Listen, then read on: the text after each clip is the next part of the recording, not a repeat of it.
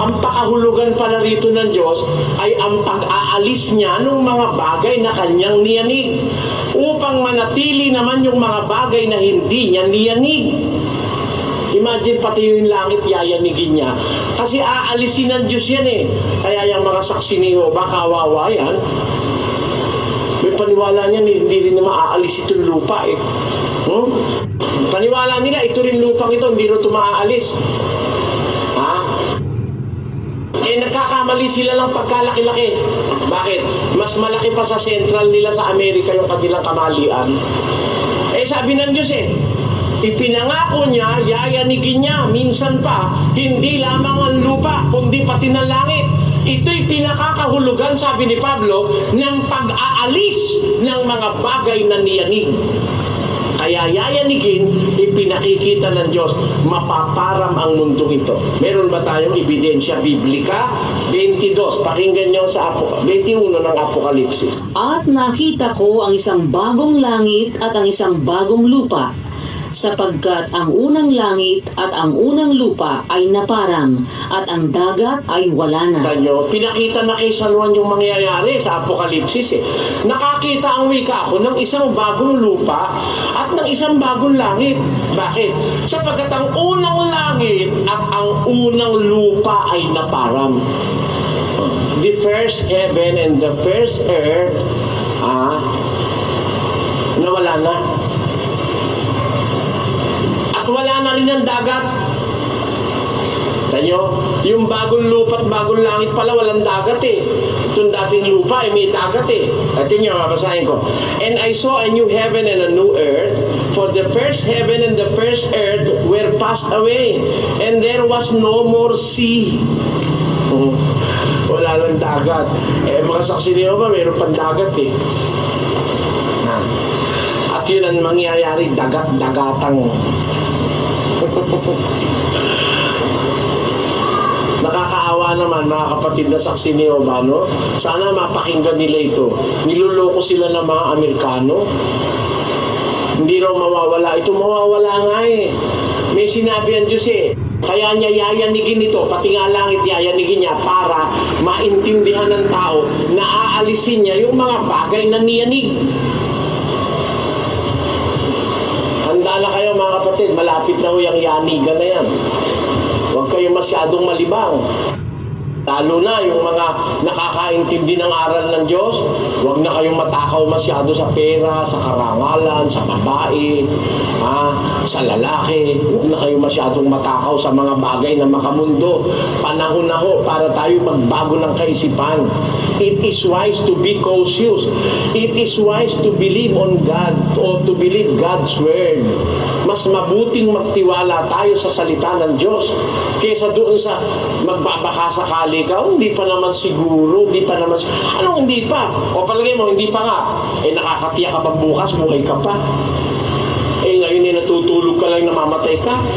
Biro mo babaksak yung aeroplano, wala kang kamalay-malay sa susudsurin ka pala ng aeroplano.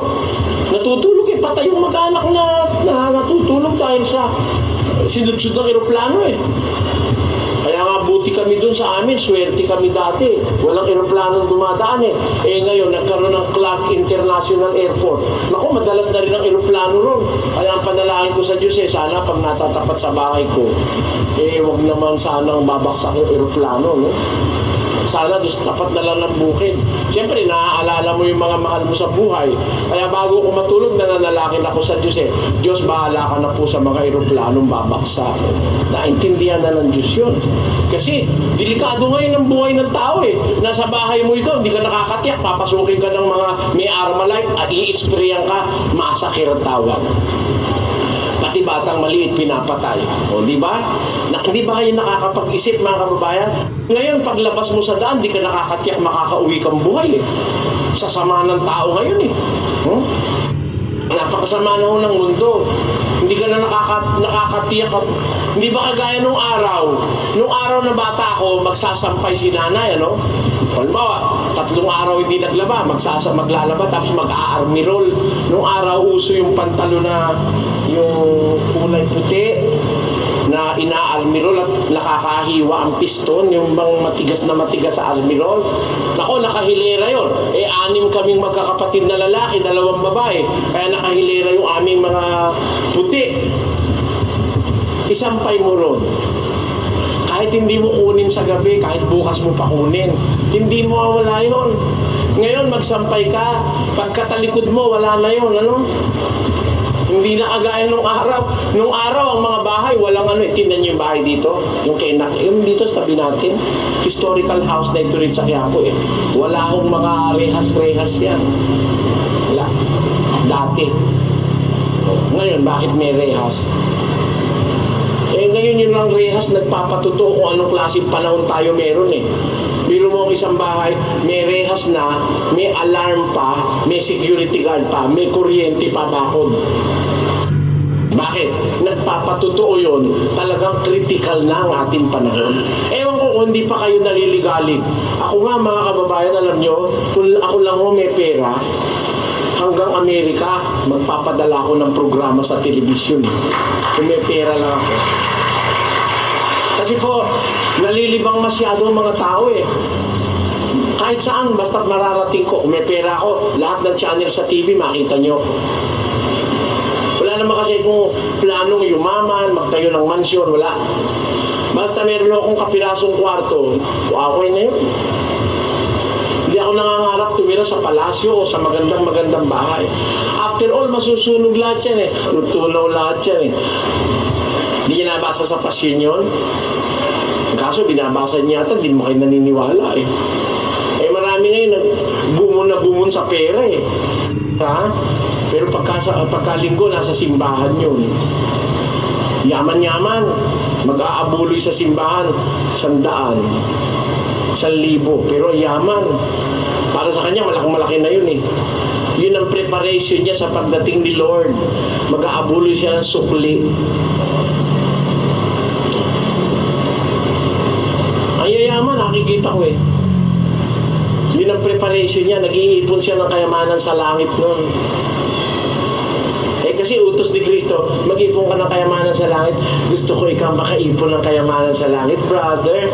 Kaya ako, nag-aabuli ako sa mga simbahan. Magkano naman po abuli nyo?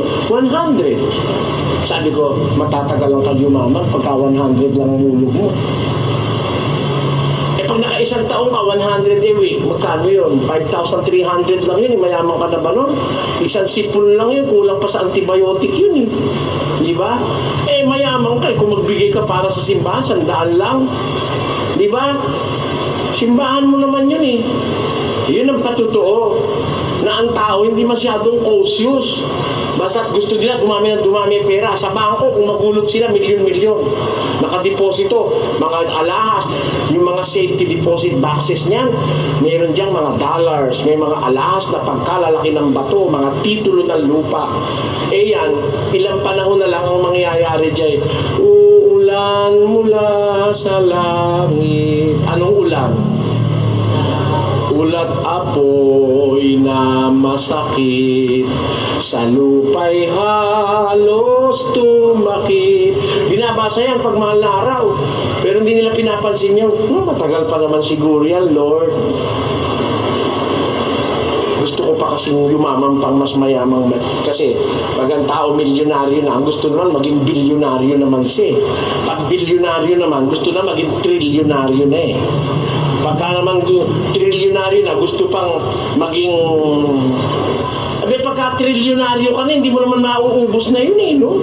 Yung bilyon lang eh, kahit sa kaapu-apuan mo, di kaya ubusin yun eh. Alam nyo, 1 bilyon, magkano kita? Meron ka 1 bilyon ngayon, lagay mo sa bangko, ewan ko kung tatanggapin. Ha? Yung 1 bilyon lang na piso eh, ang tubo nun sa isang buwan eh, kung halimbawa 12% na lang, ano? Ang 1 bilyon, 120 million. Isang taon. Ha? So mga tweet, pag may 1 bilyon ka pala, kikita ka na ng 10 milyon buwan-buwan. 10 milyon, buwan. Aanin mo 10 milyon sa buwan. Kita mo 10 milyon sa buwan, aanin mo yon. Kung pagkain lang maninigas ka agad o pag kinain mo lahat yun. Nung Nung panahon ng Hapon, maraming nakatakas sa pagsabog ng Bombay, di ba? Pero pagsabog ng Tiyan, wala pa akong alam na nakakatakas doon. Si Judas na sumabog at Tiyan, patay. Ano po ibig ko sabihin, mga kapatid? Pagka pala bilyonaryo ka, 1 bilyon lang. Marami ka ng pera. Ako palagay ko, ako magka-bilyon. Nako, madaling gastusin yun. Sa akin mo tanong. Mapapanood ng tao yung salita ng Diyos, ano? Maraming maliligtas. Siguro ko ako maraming pera, maraming makakapanood. Wala lang ho akong pera eh. Yun po, ibig ko sabihin, mga kapatid, makakakita tayo ng mga palatandaan. Ngayon, itong mga palatandaan ito, ano ibig sabihin nito? Bakit lilindol? Bakit magkakagutom? Saan manggagaling yan? Ha? Bakit magkakaroon ng mga digma ang mga bansa laban sa bansa? Ano ugat ng lahat ng ito? Yan po ang ating itutuloy na pag-aaralan sa susunod nating pagkikita-kita. Magandang gabi po, Eli. At hindi nyo nalalaman ay lubos akong lihim na humahanga sa kahusayan ninyong mag-memorize ng Biblia doon pa. Hindi po tayo dapat humanga sa tao, kapatid. Alam nyo, walang bagay na hindi manggagaling sa Diyos pagkakabutihan. Lahat ho lang nasa atin, kaloob ng Diyos yun. Hindi dapat ang hangaan ng tao. Sa Diyos po natin ibigay ang kapurihan doon. Okay. At sa pagkakataon po sana ito ay tinatawagan ko ang lahat ng mga pastor, pare, ministro, obispo, arsobispo, kardinal, papa, tungkol sa aking mga nasaliksik sa Biblia, pati na nga yung mga naririnig sa inyo. Ganito po ang natuklasan ko sa Biblia sa aking pagsasaliksik. Pakisulat lang kung may magsusulat. Natuklasan ko po sa Biblia na napakaraming kasinungalingan. Natuklasin ko rin po sa Biblia na ang Diyos ay sinungaling, which is against your teachings na ang Diyos ay hindi marunong magsinungaling. At natuklasan ko sa Biblia na ang Diyos ang gumagawa ng mga heinous crime o karumal-dumal na krimen